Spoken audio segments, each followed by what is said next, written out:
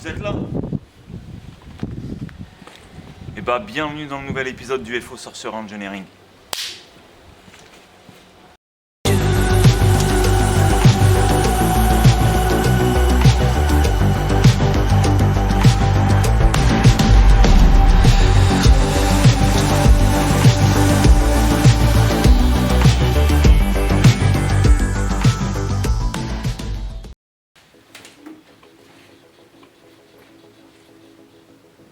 Dans cette aventure et dans ce nouvel épisode, on va parler d'un autre projet. Vous l'avez en face de vous.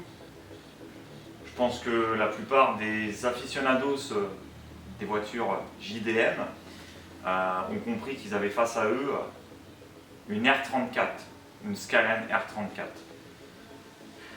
Pour moi, c'est magnifique.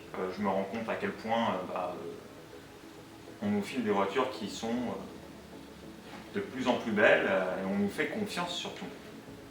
Et cette bagnole-là, elle a une toute petite particularité. La particularité de cette voiture, c'est que le propriétaire l'a depuis un certain temps, mais le moteur a commencé à claquer comme jamais. Littéralement, le moteur a failli péter! Et ça va péter! Péter! Vous attendez? Et ça va péter! Et partant du principe que d'une, c'est une version GT, donc qui dit GT dit 6 cylindres, 2 litres, Atmo, Neo. Enfin bon, je crois que tu l'as compris, le moteur qu'il y avait dans cette carcasse n'était pas fait pour faire de la compète, mais plutôt se promener aussi rapidement qu'une Mazda MX-5.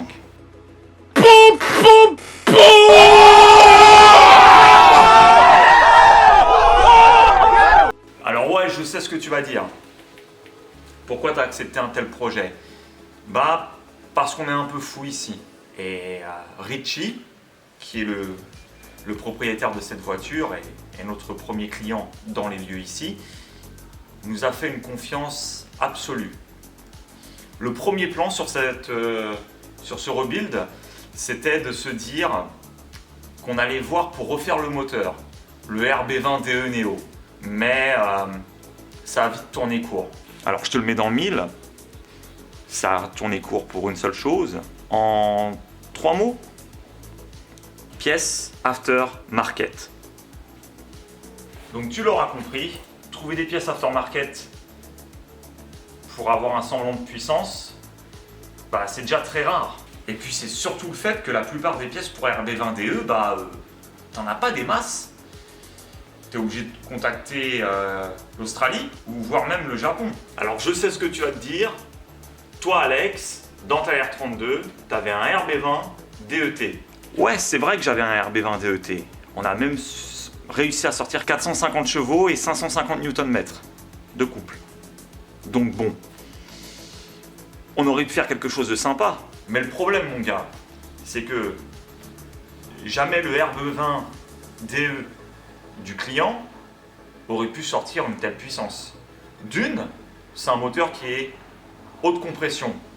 Qui dit haute compression dit forcément que passer en turbo, il faut trouver les bielles, les pistons, toute la jointure et compagnie. Et ça coûte une blinde. Alors certes, c'est vrai que bon, on aurait pu le faire, mais nous ce qu'on respecte ici, chez UFO Sorcerer Engineering, c'est que il faut sortir des résultats et on sait tous que la plupart des clients n'ont pas le budget adéquat pour justement sortir de la puissance avec un petit budget. Petit budget, c'est difficile. Mais il y a une solution à ça. Je t'invite à voyager avec moi dans un pays où les serpents sortent des toilettes, où tu peux croiser des araignées dans ta propre chambre. Et en fait, c'est le pays des koalas et des kangourous. Allez, on y va. You're not filming, I hear you.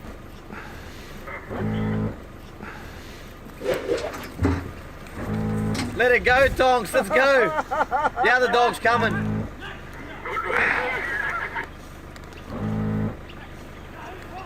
Mob boss Roger. Vous allez fuir. Oh. C'était pas mal. Je pense que tu l'as compris encore une fois. Mes yeux ont été vraiment rivés sur l'Australie pour ce nouveau moteur. Déjà d'une, pourquoi? Bah, on a le support des meilleurs. Turbo Smart pour tout ce qui est pièces aftermarket pour les turbos. Ah oui, le moteur qui est ici va passer en turbo. Oui, il faut un turbo. Un turbo, c'est obligatoire. Et puis, on a eu le soutien de Empire Elite Performance Parts qui nous suivent depuis l'ouverture de la boîte, donc c'est-à-dire depuis juillet 2020, qui nous fournissent les meilleures pièces qui existent à l'heure actuelle pour RB30 et Ford Barra. J'allais dire Nissan Barra. Et donc du coup, ils ont décidé de nous apporter tout leur soutien et tout ce qu'il en suit. Mais si tu es un peu malin, tu sais déjà ce qui se cache sous cette couverture. Si tu me suis sur les réseaux sociaux, TikTok, Alex R32 Barra, sur Instagram, UFO Sorcery Engineering, même sur Facebook d'ailleurs, tu aurais vite compris de quel moteur on est en train de parler. Et là, je vais le dire, cette voiture, couplée à ce moteur, ça sera le premier swap européen qui existe. Et on va taper encore une fois très fort. Mais il y a un nouveau venu dans l'aventure au niveau des fournisseurs. On a eu le support de Golbees Parts, qui est aussi basé en Australie, qui nous a fourni les pièces manquantes du puzzle pour ce moteur-là. Alors, tu vois que le couvre-culasse c'est pas plus grand que mes mains. C'est pour une raison très simple. Le moteur que tu as devant toi, Yeah, boy. c'est ni plus ni moins qu'un RB30 ET. Je te vois d'ici, je sais très bien ce que tu es en train de penser du RB30. Ouais, le RB30, faut mettre une culasse de RB26 dessus. Et si je te disais, et n'en plaise personne, qu'on peut atteindre des grosses puissances avec le simple cam. En Australie, on a déjà vu des RB30 ET sortir 1000 chevaux. Exemple.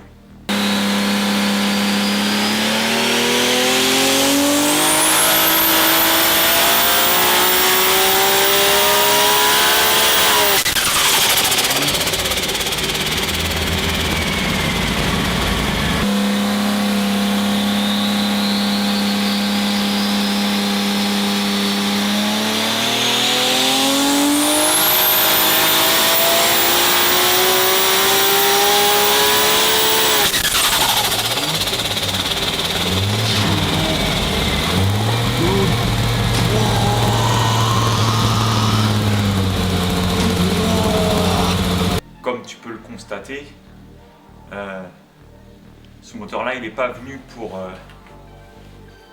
tricoter ou enfiler des perles. Là, ce qu'on a fait sur le bloc, c'est très simple. On a déjà renforcé la visserie, tout le reste est stock. Et la seule chose qui diffère sur ce bloc-là, c'est que Empire Elite Performance Parts nous a fourni les jeux de ressorts renforcés pour ce bloc. Alors, techniquement parlant, le RB30 c'est un 6 cylindres, 3 litres de cylindrée, 12 soupapes, simple arbre à câble, distributeur avec les câbles et puis une bobine pour alimenter tout ça. C'est déjà un très gros moteur. En Australie, ils arrivent à sortir stock interne avec le renfort visserie ARP joint de culasse plus épais, ressort renforcé, à bagatelle puissance de 450 kW. Grosso modo, un peu plus de 600 chevaux. Et safe, vraiment, très safe. Donc déjà ça retire une grosse épine du pied de notre client. Tu te rends compte que la seule chose dans laquelle on a investi, c'est la visserie, le joint de culasse, les ressorts renforcés, un nettoyage complet, métrologie du vilebrequin, mais tout le reste est d'origine. Bielle, piston, soupape, tout ce qui est à l'intérieur du bloc est d'origine. Ça fait beaucoup là, non? On a juste fiabilisé le bloc. Mais il y a un truc que je vais te montrer. Et à mon avis, je pense que tu vas être content.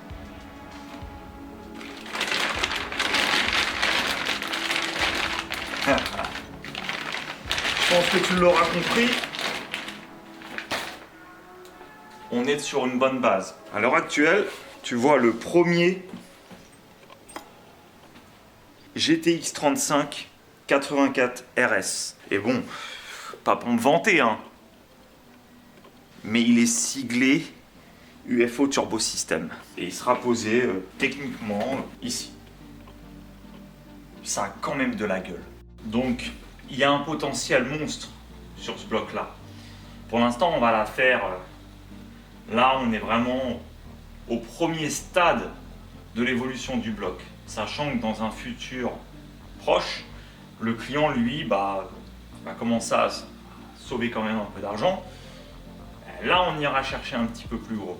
Le GTX 35 84 RS que j'ai, que je lui ai fourni, peut choper les 900 chevaux. Dans un premier temps, je lui ai dit qu'avec le setup qu'il a, on va vraiment être safe. J'ai pas envie de faire le bourricot comme ce qu'ils font en Australie.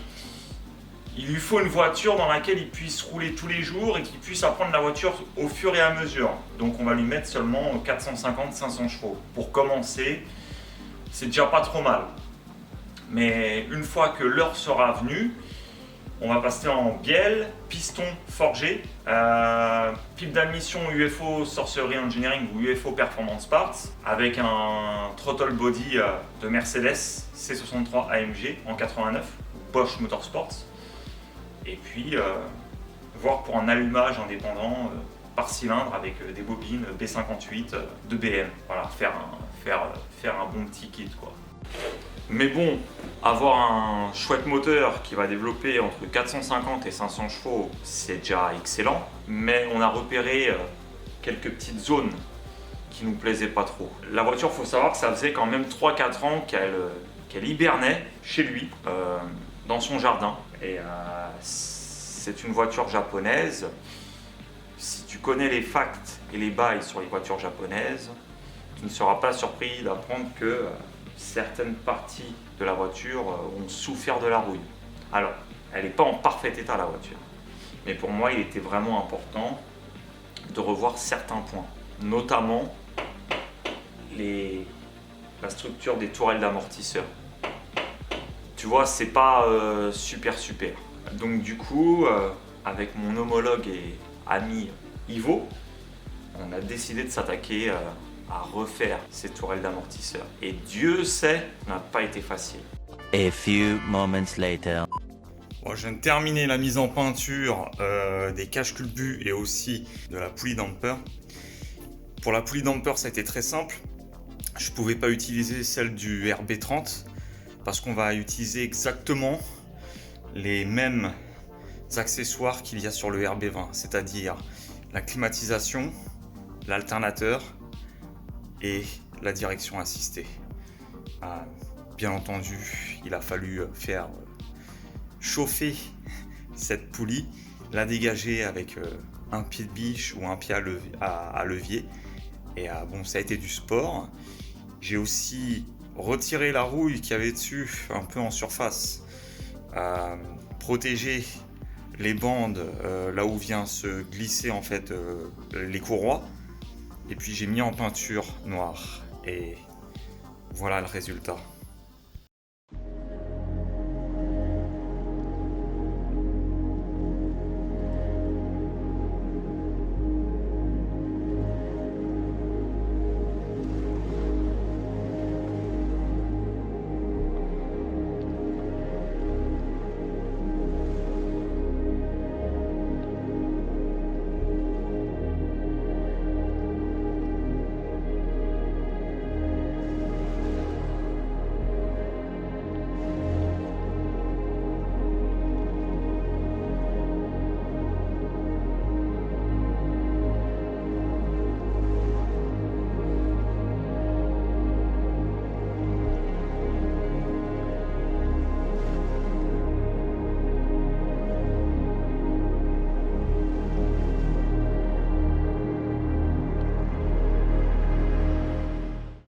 je crois que tu l'auras compris, c'est la fin de cette vidéo.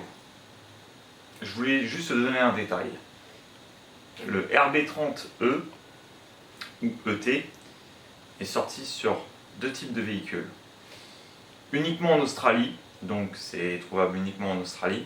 Tu les trouves dans les Nissan Skyline R31, qu'elles soient en sedan, coupé, wagon. Et tu les trouves aussi dans les Holden Commodore.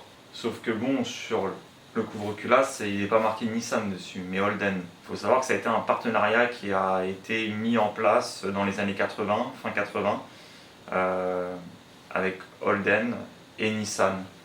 Parce qu'Holden, les 6 cylindres Holden, c'était vraiment très archaïque. Et donc Holden a tapé à la porte de chez Nissan en disant « Hey, on aimerait faire une collab avec toi, c'est possible de sortir un moteur ». Et ils ont sorti le RB30. La prochaine fois que tu nous verras en vidéo, on sera certainement en train d'installer le moteur, la boîte, et la B-moteur sera certainement refaite à neuf. Donc voilà. Sur ce, je te souhaite une excellente journée. N'hésitez pas à vous abonner, commenter, mettez un pouce bleu et cliquez sur la cloche des notifications pour avoir tous les jours, quand il y aura une nouvelle vidéo, la notif pour et vous régaler. Sur ce, bonne journée et on se dit à plus tard. Ciao.